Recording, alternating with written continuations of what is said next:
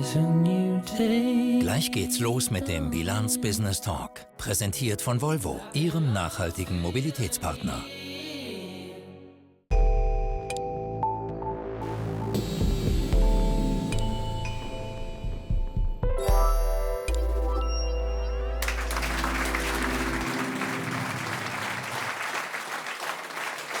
Guten Tag und herzlich willkommen zum Bilanz-Business Talk, heute aus dem Kunsthaus in Zürich zu dem Thema Wie weiter Colm Kelleher. Der Weltwirtschaft droht ein stürmischer Herbst, die UBS steht mittendrin. Wie reagiert die Grossbank auf die Kapitalforderungen des Bundes? Verläuft die CS-Integration nach Plan? Und wo liegen die großen Herausforderungen für das zweite Halbjahr, auch im Blick auf die Gesamtwirtschaft? Darüber sprechen wir heute mit einem sehr speziellen Gast und das auf Englisch. It's a great pleasure and a great honor to welcome Colm Kelleher, the chairman of UBS. He was born in Ireland as the fourth of 9 children. His father was a doctor who moved the family to England when the children were still young, and Colm Kelleher went to an Irish Catholic school in Liverpool. He studied history in Oxford with a rather peculiar interest, the demise of the Byzantine Empire. He then started in the city, moved to Morgan Stanley, and spent 32 years with the Wall Street icon, most of them in New York. He was CEO when the financial crisis struck in 2008 and saved the bank from bankruptcy, and was then running Morgan Stanley on a daily basis. He left in 2019, took over the chairmanship of UBS 3 years later, 1 year before the collapse of Credit Suisse, which he was asked to take over by the Swiss government. Please give a warm welcome to our guest, Colm Kelleher.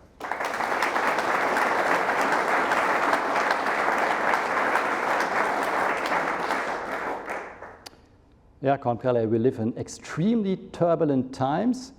Your passion was history in Oxford at university, but you turned into a banker. Do you sometimes regret that? Wouldn't it be nicer now to be a historian?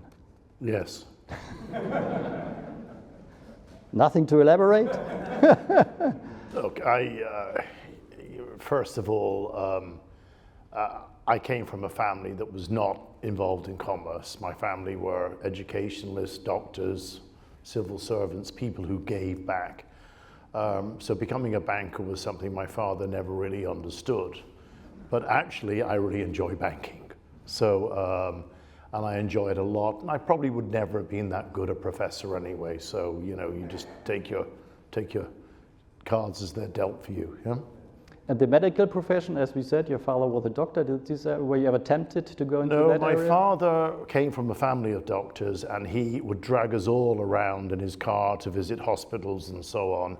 And it gave me a lifelong distaste for hospitals, blood, and dirt. So no, it didn't work. In fact, not one of the 9 of us became a doctor, which is very unusual for our family. But you're the only one who became a banker. No, I have a sister who was a successful banker. I have a brother who's a successful banker. My eldest brother was, as you know, a diplomat. He was the Irish ambassador to the EU and China. And then we spread all over the world. It's the classic Irish diaspora. Yeah? With very strong Catholic roots, how far does this influence your way of thinking, your way of approaching problems? Well, it's unfortunate because I am that rare animal. I am a practicing Catholic, perhaps not as diligent as I should be. My children aren't, because my children were shocked by a lot of the things that happened in the church. So I think they still have those values imbued in them. But I do think having a strong moral code is very important, wherever it comes from. You even went on a pilgrimage. It's St. James's Way, going to Santiago de Compostela. I did the Camino de Santiago. I did it to honor my parents, and I raised money for charity, as you know, to do that. It was something my mother was very keen I would do. You promised her to do it? Yes. Yeah. And what was the experience? I wish I could say it was spiritual. I went with a brother. It wasn't that spiritual, but I did enjoy 33 days of solitude. But I also heard that you were open to taste some good whiskey on the way. Well, the reason, well, I'm not sure it was good whiskey. Rather surprisingly, what we found out in the north of Spain is that half the time there's decent food and half the time there's terrible food. And half the time the wine was undrinkable. So I did what my father did when I was a child. I drank whiskey with water when the wine was undrinkable. But it was a Spanish whiskey, or did you take along the famous? No. It was what the English call J&B, but what the Spanish call JB, right? Oh. So the Spanish whiskey has a brand name which is rather unfortunate, so I decided not to drink it. I won't say what it is. Yeah. The Irish, they have a sort of rivalry with the British, and you went over to Liverpool at a Catholic school. How do you see Great Britain, the UK? How is the relationship? Ireland has a very curious relationship with Britain. Ireland was colonized literally by the British 800 years ago, and I'm not going to go into it, but Ireland was effectively robbed of its ruling class in the 17th century. So Ireland, they were expelled from the country. So Ireland, for many reasons, had an agrarian working class population. So the whole rise in Irish nationalism was a late 19th century phenomenon. And then Ireland had this uprising and there was a civil war. Despite all of that, there has always been a curious affinity between the Brits and the Irish. Mm-hmm. Now, the reason my parents went across is that after the Civil War and the War of Independence in Ireland, Ireland ran into great poverty. And the only way you could work was to emigrate. And funny enough, the English were very welcoming to the Irish. It was England first, then it was America and Australia and so on. So my father, having 9 children, moved to the north of England because it was the only place where he could work. I like the Brits. I think they're interesting. I've never considered myself British. I get upset when people call me British, even though I have a bit of a British accent. But they're fair people and they gave me a great education. But you have a Republican tradition in Ireland, and that's a total opposition to. We have a Republican tradition, and just like Switzerland, we do not have an honours system. Yes. So the class system in the UK was always something you did not like. When I went to a very old university in England, and when I went there the first time, English people kept telling me they went to public school. Well, I thought public school was what I went to, but public school in England is a school where you pay huge fees and you board. Which is the opposite of public. Right, completely opposite. So it was a sort of, because I'd been, as you said, to an Irish Catholic grammar school in Liverpool, the English, it was the first time I really had exposure to the English, right? It was interesting.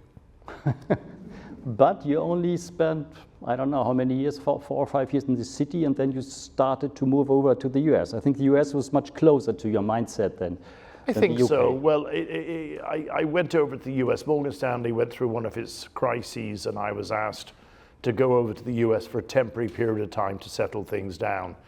And when I went over, then, as you know, one thing led to another, and there was the great crisis of 2007, which people forget, which was the preliminary crisis before 2008. And then in 2008, you had the global financial crisis. By that time, I was the chief financial officer, and I couldn't get back. So, and I just stayed there all the way through.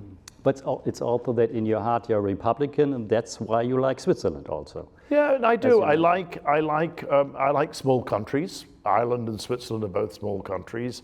We're republics. We don't have a class system as such. We don't have a ridiculous honours system like the British have, which I find very strange. So yeah, I feel much more at home in this country than I would be, say, in London. And I think you were also very skeptical of the, let's say, skills of the British in banking. Well, look, again, this is, 1987 was the great crash, Black Monday. And 1987, when I was working for a British bank, proved to me that when it comes to risk, the British just don't have it. And they destroyed, and some of you will remember, Britain had some great names in banking up to 87, and where are they now? In fact, even UBS bought one of those great names, Warburg. So I decided at that point that I had to join an American bank because they did understand risk. Now, maybe in 2008 we didn't understand it as well as we should have done, right? There's a famous saying from the legendary Morgan Stanley chairman Richard Fisher, who said bankers should be boring. And this is also something you are always saying. You don't, let's say, look for a big audience. You always want to stay, let's say, behind the coulisses. So how do you react to this saying? You know, that was a tenet at Morgan Stanley, and Parker as well had the same view. He said that the banker should be in the newspaper 3 times, birth, marriage, and death, and that's it. And I have a lot of faith with that. At the end of the day, a banker services clients. The banker does not service himself. And I would say that if you look back to one of the root causes of the global financial crisis, it was bankers who became bigger than their clients, who projected themselves, and you know many of these names as well, who became self-serving, where the whole compensation structure got distorted. So I think at the end of the day, banking done properly is a client service. And if that's the case, why should the banker be the lead in that? Interesting. And at your Republican heart, if you compare the 2 republics, Switzerland and Ireland, you've been living in Switzerland for 3 years now, where are the big differences?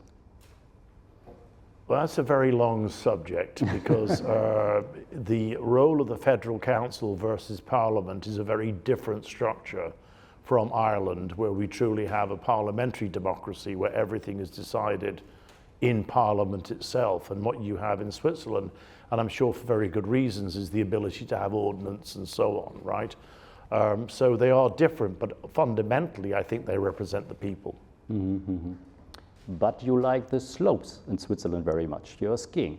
I am getting too old to ski, and my wife doesn't like skiing anymore, but I do like skiing, and I still ski a bit, but I just like the countryside. As you know, I like golf, and Switzerland is very good for golf too. Do you still go back to Ireland very often? I go back to Ireland about 4 times a year. For family reasons? Well, primarily to see family, but also to play golf. Okay. Right. That's a valid reason. So you took over in April 22, and then the crisis of Credit Suisse was already in the making. I think there were very sharp symptoms. We had the big losses at Archegos and Greensill 1 year before. So when you took over the chairmanship, what was your view on Credit Suisse? Well, and I've said this before, it was obvious to a lot of us that Credit Suisse was in trouble. Not in terms of mortal trouble, but my view was, and I have said this to you, is that quite some time before it was obvious to me and others that Credit Suisse was not viable as a standalone entity. It would have to merge. And I think that merger could have been done without any of the disruption that happened post the autumn of 22, when actually Credit Suisse really hit the panic stages at that point, you know, the whole funding withdrawal and so on. So, you know, my view was we get ready for this because I felt that UBS would be a validator, not necessarily a participant, but a validator, because I knew the feeling in Switzerland was that there should be a 2-bank solution. And I felt that Credit Suisse would be kept alive or married to somebody. And we would be asked to validate that as a potential suitor, just to say this makes sense. Of course, what happened is things escalated so quickly that on March the 15th, when I got the phone call, it was obvious that we were the only solution on a going forward basis. Well, you had 3 solutions. You had either UBS stepped in, you had a temporary public ownership, or you had resolution. Now, resolution, in theory, can work. In practice, no regulator in the world wants resolution because the fallout is absolutely unbelievably messy and unknown. And it's interesting that you have a situation now where UBS, having stepped in to resolve an issue, depending on how we're treated, may actually be an example to other companies going forward, right? I mean, I just throw that point out. Temporary public ownership effectively has been done. If you remember, NatWest, RBS, as was, effectively went into a TPO, but I'm not sure that civil servants make very good business managers. And it took years for NatWest or RBS to come out of that. So it seemed like we were the right solution. But already when you were at Morgan Stanley, you were looking at Credit Suisse and saying, I think in bank, 2015 already, you said this is not viable in the long run. Yeah, I felt that big strategic missteps took place in 2015, and we've discussed this. And I felt at that point then, Credit Suisse needed to find a bride or a group, right? Yeah. And you're always a big fan of very solid preparation. So when you took over in April 22, you immediately started to put key strategic people on the issue. Yes, I felt that we had to be ready. I was very heavily scarred by the effects of 2007 to 2010. How many seconds were you close to Well, Morgan Stanley at its lowest point was 22 minutes away from liquidation. So, I mean, this is how tight, and if the Japanese hadn't come in, and you know the story, Morgan Stanley, which today, by the way, has a market capitalization of over $250 billion. Which is was double than UBS, more than double than which UBS. is double UBS, as a matter of fact. Yeah. Yeah. So I think that we just prepared and got ready, so we'd have our due diligence, so we wouldn't be surprised. And as you well know, we had very little time for due diligence, as it turned out. How do you proceed then? I mean, you come new to the board, you don't know the board members, but still you immediately get into a sort of crisis situation, not a real crisis situation, but you see there's a big crisis coming. How do you react with the people in the board? How far do you rely on external advisors? I think you also put in some of your former Morgan Stanley investment bankers, even from Ireland, which you trusted very much. So how do you proceed? Well, first of all, I engage my board. Now, my board, in the whole interview process of me bringing on, we discussed possible things that come back. I am very lucky, UBS is very lucky to have a very strong board, and the board actually did perform sterling work in terms of getting things done. It wasn't totally received wisdom within UBS that we should do this deal, as you remember. So I got the board on site. We spent a year getting ready. We spent a year looking at an analytics. Everybody knew the numbers, so when it happened, we were ready to decide. And then, of course, I had very good advisors. You're absolutely right. I picked Morgan Stanley. You pick who you know, right? And they'd worked with me during the global financial crisis of 2008, and they did very good work. And I also had advisors like Rolf Watter, who you know, right? Oh, just excellent lawyers, right? So we were ready to move as and when it happened. But the board decided, from the formal point of view, to say no to the merger. You said you didn't want it. We did not primarily want to do this deal because we felt, well, it was a very complicated issue. We felt that it would be too much for concentration. We felt that we would be potentially punished for doing this deal. And we felt that there would be better solutions. But the problem is, by the time it happened, March the 15th, there was no room for other solutions. That is why, as you know, I had a list of in-principle conditions which have been released to the PUC, the Parliamentary Commission. There's no secret what they are, to get assurances that were we to go ahead, it would be in good faith on these terms. Did you have a choice? Could you have walked away? You know what, I don't think so. I think once we got an in-principle agreement on our terms, I think we were committed. I mean, we all remember, well, I didn't remember, but I heard stories about Swiss Air and other things and so on.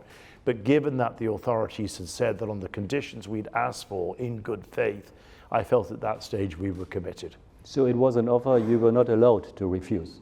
No, that's not fair. I would like to say we could have refused, but I think the consequences for UBS and our shareholders with a tail risk could have been profound. And remember, I had conditions that were agreed to, which I think made the deal palatable to our shareholders. At the end of the day, what people forget about public companies is we have a fiduciary duty to our shareholders. So I can't, and the board can't just decide without being challenged by our own shareholders. And in that sense, having got what we thought were the right protections, we felt we did a good deal in the interest of shareholders at that point. Mm-hmm. But I mean, as you said, the conditions of the deal were set. It was all signed. And afterwards, one side, the other party, is changing the conditions. Look, this will shock you. I have a lot of sympathy for the finance minister, and I'll explain why. Because everything was fine until the Parliamentary Commission, the PUC. And the basic conclusion of the PUC, amongst other things, was that the finance ministry as was had overruled FINMA as was and had made FINMA give the concessions to Credit Suisse. I mean, it was patently obvious that bar these concessions, Credit Suisse was below its regulatory minimum capital by 2019. So the finance minister is in a very tough place. Which was transparent, by the way. Everybody knew that they were below this threshold. Right. So the finance minister, after the PUC, is in a very tough place because she's been told that she can't overrule the regulator. There's a regulator with a new CEO who's been very extreme on these capital measures. So she has passed it to Parliament, a part of it, to hope that Parliament can rein in some of these extreme measures. The problem is, finance is a very complicated business. So explaining to the ordinary voter finance is me trying to explain to my father finance, who was an educated man, right? He doesn't get it. My father's view was, all banks need more capital and you're paid too much. And I think most people probably feel the same way. Yeah. But it's a complicated business. So I understand exactly why politically she was put in this place. But at the end of the day, going back to your earlier point, we were given assurances that certain things would be adhered to, and we wanted to be equitable. But even forgetting these assurances, the amount of capital that we're being asked for bears no relation to any other banking system in the world. I mean, we have already provided $18 billion of capital to substitute for the regulatory filters that Credit Suisse had, and also the too big to fail bracket. And we're being asked to find an incremental $24 billion, right? Well, it's just, we're not viable. I'm sorry, we're not being churlish, we're not compromising, we're not bargaining. It just doesn't work, right? And my board has a duty to its shareholders, and we cannot be competitive with that share quantum of capital. Now, I love it that various regulators are telling me they could do it. Well, I invite them to become the chairman and CEO of UBS and see how they can make this bank competitive and viable, not with that amount of capital. So that's why we've had to draw the line on this. Do we want to compromise? Of course we do. Do we think there's a value to being in Switzerland? Of course we do. Do we think there is a mutual dependence between Switzerland as the central global wealth management and UBS as the largest global wealth manager living off each other? Of course we do. Do we think we were going to get a completely free ride in March of 23? I'm not naive, of course. But that has to be proportionate, targeted, and aligned. So we're more than happy to compromise. But so far, despite us losing the press battle, which we tried not to be active in, we're the ones accused of not compromising. It's just not fair. Anyway. So will you move? I apologize for that, by the way.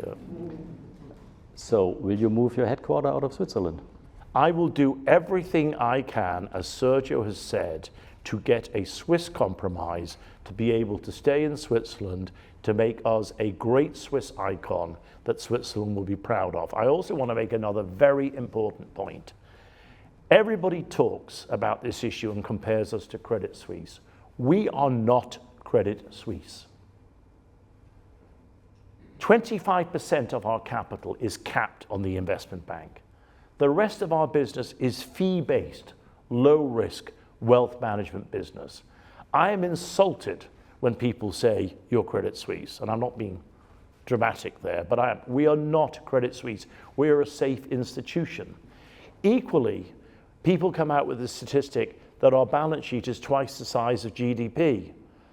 It's not a meaningful statistic because it's the nature of the risk that we run and how we made this bank safer. So the answer to your question is, we will do everything we can to get a compromise and to work with the authorities to get an acceptable compromise for the Swiss taxpayer, the Swiss voter, so we can stay in Switzerland. So what would that compromise look like? It's right. only semi-public here. I mean, No, I understand, but the compromise means that we clearly will try and be reasonable on what is a reasonable capital and so on. Yeah. There are some figures which were floated, which were talking about 10 billion compared to 24 to 26. How many times have you asked me this question before? Well, I don't know. And how many times have I answered it? Never, but it's just, compromise, 0, 26, then 10 is a nice figure. The compromise is something bigger than 0. How about that? Okay. Right? How about that one? Yeah. And you mentioned the fact that you kept your investment banking assets to 25%, and I think you also proposed that as a solution.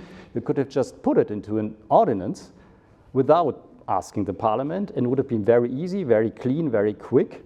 And there are even some people, I think, on the Swiss People's Party who are in favor of this solution. Why didn't get one through? This would be by far the best solution.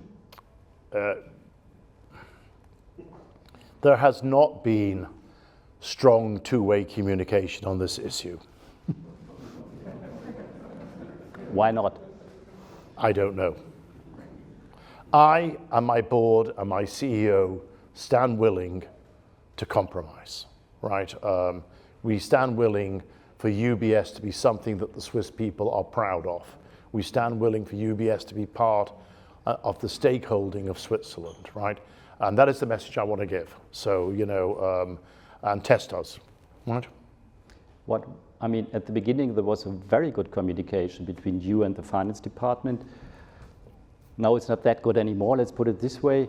What's the reason? I think the reason is the book. I think the reason was the Parliamentary Commission. I think that, as I said, the finance minister has been put in a very awkward position by the findings of the book and this idea that people are slaves to UBS the monster bank, some sort of deus ex machina, right?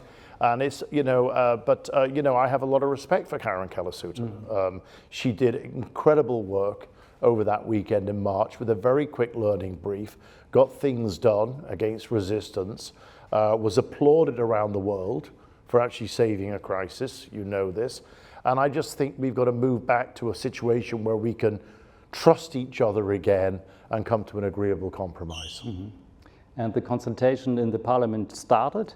How does it work now? How do you proceed within the bank? Unfortunately, I apologize because I don't speak German. I do speak other languages, but I don't speak German. So I have a vice chairman, Lucas Gehweiler, who you know, who tends to, I do speak to parliamentarians when they're brought to me, but it's Lucas really who spearheads that effort with the parliamentarians and what we're doing, and Marcus Ronner, who you know is our head of compliance and regulatory affairs, and of course Sergio, right? So, but we are trying to be reasonable to get to a reasonable solution here. Mm-hmm. And all these reports in the New York press, the New York Post, claiming that you already have started negotiations with the US government. I think they would love to have you. How accurate are these reports? Well, for the record, we have not started negotiating, right? Just for the record, clearly. I only quote what the New York Post was saying. Having worked in New York for 20 years, I clearly know a lot of people in New York. So yes, people have approached us to talk to us.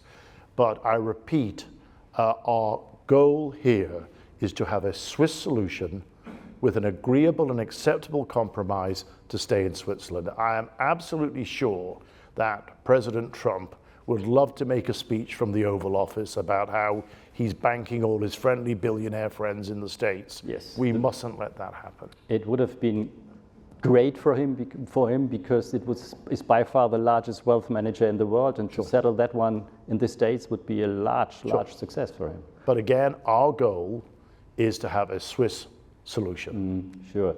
But you also, as you mentioned, have the fiduciary duty. And it's just, what does it imply, the fiduciary duty? In a way you're obliged to check how are the conditions in Singapore and London and Frankfurt and New York. Sure. We clearly have a duty to our shareholders to get the best return for our shareholders. It's not an absolute return because we can use some judgment on that.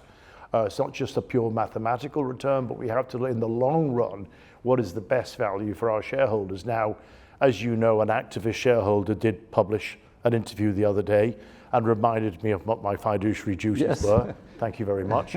We're fully aware of those. But I also think that if we get the right compromise, then we satisfy all those fiduciary duties. But you're absolutely right. America is notably litigious. We will be sued if we don't come up with the right solution. And what people don't realize is that 80% of our shareholder register is non-Swiss. And of that Swiss element, 7 to 8% is made up of UBS holdings, one way or another. So the international holdings of UBS significantly dwarf anything else. But the whole thing comes down to a special question, and that is how far should the Swiss Finnish differ from the international rules? I mean, the international rules for capitals, they are set in Basel at the Basel Committee, and the Swiss always want to have a Swiss Finnish which is much stronger. And it already used to be stronger before we started this, but if you get these 19% now, you are by far ahead of all your competitors. Within reason, having a Swiss Finnish actually can become a marketing advantage by saying that Swiss banks are better capitalized than other banks. Actually can be a gold standard, or the Geneva seal, right? Whatever. But you're absolutely right. Already with Basel III, the Swiss are already 10% higher than other banks. And by the way, if you look at the capital ratios, our minimum capital is way higher than other banks, never mind absolute capital. And you have a very safe business model compared to a lot of other banks. And 19% compared to is 50% higher than everybody else. So 19% just doesn't make sense. It's just a number that's irrelevant in my opinion. So yes, do we want to can we have a higher capital ratio? Of course, but it's got to be within the bounds of reasonableness. And what we do see around the world is a big trend to deregulation, except in Switzerland. Yeah, but the regulators around the world would actually call it simplification rather than deregulation. And I think it's an important point because there's no evidence yet that we've seen significant capital being given back by the banks, right? I am still very involved in the United States, and they are leading this charge on simplification. And the basic argument, as you know, is that we made banking so complicated and so over-regulated that transmission of credit to the economy is getting choked off. So that's things like restrictive leverage ratios and so on. So what they're trying, and also they're saying that the regulators have got too intrusive. If you look at an average American large bank, there are 450 regulators every day sitting in that bank, checking numbers, doing what we don't know. So what they're trying to say is, how do we fuel the economy? And this is a very big issue, if you'll bear with me for a second.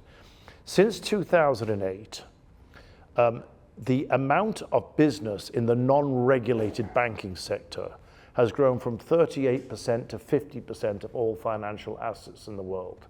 That means that $230 trillion of assets are now not effectively regulated like banks. That's mostly hedge funds, private equity funds, crypto insurance companies, and so on, right? I mean, and now some people would argue that they should not be regulated as hard as banks because banks are deposit taking. But what has happened is an awful lot of lending has left the banking sector to go into the non-banking sector, and that concerns the central bankers and regulators because it means that they can't control flow of credit to the economy. And that's a very important point. So I think what the Americans are doing, particularly with things like the leverage ratio, makes sense. Trying to simplify the regulation makes sense.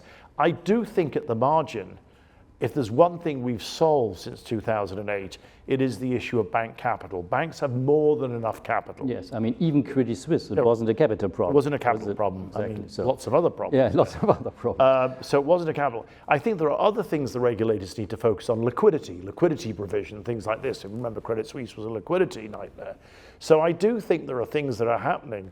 But you're right, the travel direction is to simplify regulation at the margin, take capital out, whereas Switzerland is at the other extreme, buffing up on capital and not focusing on the real issues. Because, I mean, they were introducing a sort of gold-plated Basel III, while the others, like the new administration in the US, they were just waiting. I wish it were gold. It's probably the rarest metal in the world, whatever that is. But, you know, yeah. It's more than gold. Yeah. Where do you see the biggest risk now in the financial system? As we live through the financial crisis very, very closely, How is the setup now in the autumn of 25? Well, I'm a great believer in Murphy's Law that if it's going to go bad, it's going to go bad. So therefore, we're always looking for where the risks are emerging. The problem is there's no obvious sign of a bubble yet, right? I look within the non-regulated sector and I think about alternatives, private credit, private equity. In that sector, you've got a very large tail. You've got great managers like Apollo, Carlyle, Blackstone, KKR, who are doing a great job with great due diligence. But the top 5 private equity firms account for about, I forget, 30% of all money under management. There is a huge tail in that business. And in that business, are we comfortable that there is proper accounting, proper market to market, proper regulation? We know that there's about $3.4 trillion, sorry, don't want to be too technical, of hung assets in private equity waiting to be sold, right? Well, why haven't they been sold? Well, that's telling you there probably isn't the right mark, the valuation. So it's areas like that that I look at, you know, what's happening. We obviously, because we sell these private equity funds, we only sell the best with due diligence and we check their compliance and everything else. We have no issue with the big names. But I think you've got to watch there for the bubble. What's interesting about crypto is that until recently, crypto was outside regulation. So when crypto at its previous market high was at 3.8 trillion, you may remember it went down to about 800 billion. But nobody suffered because it was never in the regulated sector. Now, because of the Genius Act and everything else, crypto is becoming mainstream. So the regulations around the coinage, crypto, stablecoin and so on, are very important for us to watch. So I can see emerging risks, but I don't see the bubble at the moment. I don't see an increase in insolvencies or liquidity problems at the moment, but these are things we're watching for. But we do see a flight into safe assets like gold, like the Swiss franc.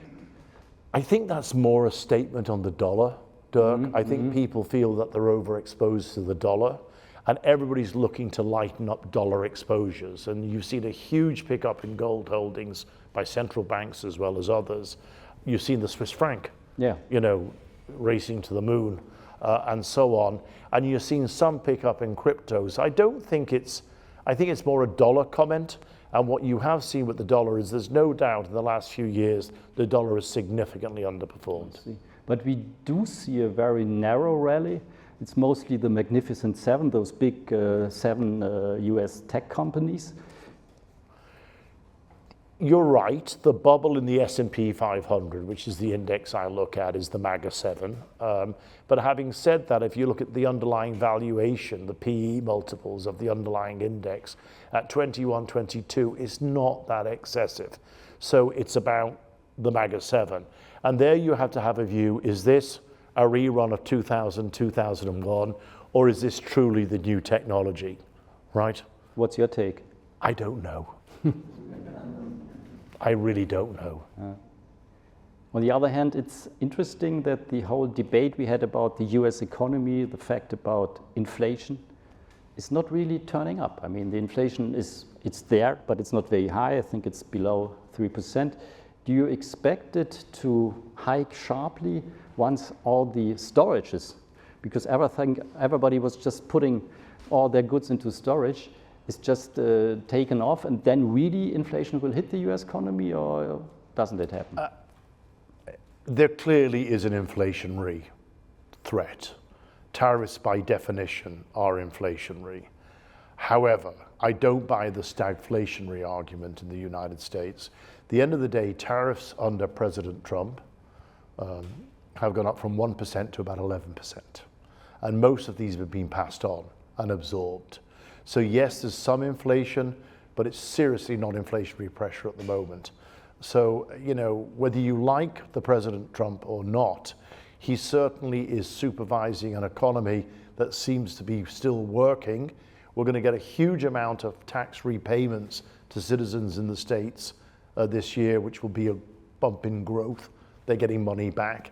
So look, I mean, I know everybody wants to say that Trump's a disaster, but there's no evidence he is. business likes him, the stock market likes him, inflation, as you say, is performing, and unemployment is not significantly increasing. And this is against the backdrop of AI pressures and everything else. So it's too early to call death on the US economy yet. I also sense that the European economy, in its own slow way, is slowly trying to improve as well. Yeah. But the rise of protectionism, I mean, how far does this scare you? Also from the view of a historian, I think if you just put it into perspective to other... Well, when this began, I thought, my God, we're back in 16th century mercantilist Europe. How can this be? But we're not, because Trump barks, people fold, and a deal gets done. You know, and the deals are normally acceptable deals that people can work around. And the Swiss deal is not acceptable. The Swiss deal is not yet done. It is clearly not acceptable. It is clearly a punitive measure. I'm absolutely confident that a Swiss deal will get done. I'm just not sure on the timing of that. But I think Switzerland has a lot to offer. And I do think, from talking to my sources in the States, there's a willingness to do a deal. I just don't know the timing. But still this year? I don't know the timing, but I think in the near future, over the next few months, yes. How did it happen that Switzerland got punished so hard? 39%, by far the hardest punishment. Well, I read the newspapers like you do, so you tell me whether they're real or not, right? But you have some close sources, you told us, in New York. You know, look, President Trump is a very capricious man with many good points, and you just have to know how to deal with him. And Ursula von der Leyen, as you remember at the European Union, did not get on well with him, but she kissed the ring and the EU got a deal, right? So I think, you know, we just have to learn to swallow our pride and sort things out. Yeah? So our president did not kiss the ring? I don't know, I wasn't there. Do you see the end of the liberal order with President Trump? That's a big topic here in Europe. The Western liberal order, which we had for 80 years now. I think President Trump had one very good point, which is that 72% of the budget of NATO was being paid for by the Americans, and the Europeans were free riding. And that had to be redressed. And I have a lot of sympathy with that, even though Ireland is neutral and not part of NATO. But nevertheless, the fact of the matter is America was protecting our borders. And you have seen from the way Putin acts, and again recently with these encroachments into Poland and so on, that this is a man who is highly dangerous. So I think, look, the history of America historically has always been one of isolation. You know this. It reluctantly got pulled into World War II, right? In fact, in the 30s, it had almost had a totalitarian president worse than President Trump. In fact, there's a book for those of you who are interested called The Soul of America by John Meacham, which is a history of the American presidency, and it points to periods in American history where actually you would get on your knees and thank the Lord you've got President Trump compared to some of the presidents. But he was a Democrat as president in the 30s. Right, yes, no. Right. Oh no, but the man who could have been, Lindbergh, who would have been, right? Okay. So, and then of course, you know, World War I, World War II, they were dragged into the war. They are essentially isolationists by nature, right? We all know the statistics about how few Americans have a passport. Only 35% of elected members of Congress have a passport, which I think is a more shocking number. So just remember, that's America, and MAGA is all about solve your own problems, we don't want it. And Europe has to now solve this problem. I mean, the Ukraine is a significant threat to Europe if we give in, right? Putin, I'm not a political scenario, but I read the research like you. He is an imperialist, right? He wants to rebuild old Mother Russia and will do what he can to do that. So, you know, I think Europe is being taught a lesson by President Trump, and it's probably a very healthy lesson for us. But the fact that all these right-wing parties are also rising here in Europe, does this scare you, like in France, Germany? Yes, it does scare me. But so far, if we look at it, in Italy we had a right-wing party, Giorgia Meloni, but actually the reality is she's managing that country quite well, and it's not quite as scary as we thought. So what does it mean? You know, what is clear is that young voters feel let down massively by the establishment. And in fact, if you look at the demographics of some of this move to the right, a lot of young voters are involved in that, which is unusual. Normally young people object to their parents being rich and having things, and want to give everything away, but it's not quite like that anymore. So I do think we have tensions in Europe. Having said that, what's interesting is that all these right-wing parties who hated the idea of the EU, once they get into power or near power, understand the benefits of the EU, right? So that I think is encouraging. But still, if you go back to the UK, it's also a very special picture you have now with Nigel Farage really raising into the polls. UK is a total mess. It's been heading for a crash for years. I was at university in the UK in the early 70s when the IMF had to come in and bail out the UK. I think the UK will be bailed out by the IMF again. I think they are not running their economy properly. They're not doing the right thing. And of course, when that happens, you do have extremism. And how do you manage to keep the right-wing parties away in Ireland? How do I manage to? Yeah, in Ireland, they're not very important, the right-wing parties, I think. No, but there is a huge immigration problem in Ireland. And in fact, very unusually for the Irish, we are having riots and burning of, what do you call them, asylums, hotels where the immigrants are staying. So I'm afraid immigration all over Europe is clearly the number one issue. Sure. When you took over in 22, you said you wanted to stay 10 years? Well, I don't want to stay 10 years anymore, right? But if I count that one right, it would be 7. Is that still accurate? I will not be staying another 7 years. No. I think people have to know when they bring value. We need to make sure we have the right succession for Sergio. Sergio has agreed to stay longer than he said initially and has been, as I said, has done a fantastic job for UBS, its shareholders, and I think for Switzerland. When Sergio moves on, in a few years, we have to make sure we have the right succession for him at UBS. And depending on who that successor is, will then dictate who the next chairman will be. But could the next chairman be the current CEO? Well, it's the decision of the board, and obviously it would have to be approved by FINMA, but in the right circumstances, I would love the next chairman to be Sergio, but it would have to be done the right way. But does he need a cooling off? Yes, he would need a cooling off. He would need a cooling off. Yeah, of and that would be 2 years, like, for example, in Germany, or? Yeah, I don't want to get into the details of that. Normally 2 years is what people say. Sometimes it depends on exigencies and emergencies. Certainly a year at least. But and what you would have to do is allow the new CEO to bed down and be tutored by me before I step down. Sure. And how important is it to have a Swiss either as CEO or as chairman? Assuming that we get our Swiss compromise, yes. I think it's absolutely imperative that you have some combination of Swiss, non-Swiss chairman and CEO. And the reason for that is because so much of our business is international. Sure. Right. You are doing cold bathing in the Lake of Zurich. Yes. Is that still accurate? Yes. How Except often? the water's not that cold at the It's moment. not that cold anymore. How often do you go? Well, I swim in the lake when I'm in Zurich about 3-4 times a week. At the moment, it's not really? particularly cold. Yeah. What I do in my house is I have an ice bath, and that is 3 degrees, and I do like to sit in that for 6 minutes a morning, twice at weekends. Yeah. It's very good for you. Try it. And you don't get a cold? No. No. You have to build up to it.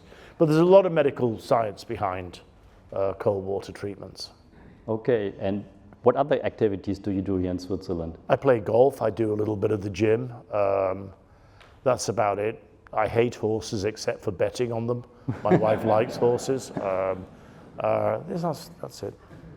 Well, it was a real pleasure and a real honor, as I said at the beginning, to have you here. Colm Kelleher, please give a large round of applause for our very special guest.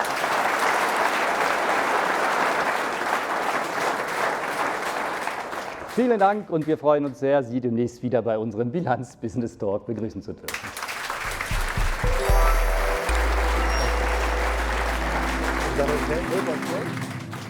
There's a new day. Der Bilanz-Business Talk wurde Ihnen präsentiert von Volvo, Ihrem nachhaltigen Mobilitätspartner.